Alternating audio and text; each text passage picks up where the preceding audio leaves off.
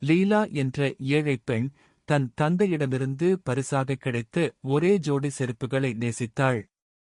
ஒரு நாள் ஒரு பரபரப்பான சந்தை வழியாக நடந்து செல்லும்போது அவள் அதை இழந்தாள்.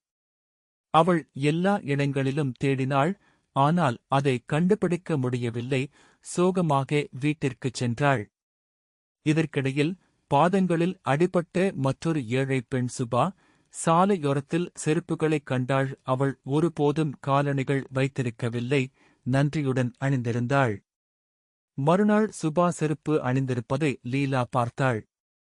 முதலில் அவள் அதைப் பற்றி கேட்க விரும்பினாள், ஆனால் சுபாவின் கிழிந்த ஆடைகளையும் காயப்பட்ட பாதங்களையும் அவள் கவனித்தபோது சுபாவுக்கு அவை தேவை என்று அவள் முடிவு செய்தாள். லீலா தன் செருப்புகள் தேவையில் இருக்கும் ஒருவருக்கு மகிழ்ச்சியைத் தந்தது என்பதை உணர்ந்து அமைதியடைந்து அமைதியாக நடந்தாள். சுபா மகிழ்ச்சியுடன் அவற்றை அணிந்தாள், அவற்றை ஒரு விலையுயர்ந்த பரிசாகக் கருதினாள். Subscribe Nemo TV.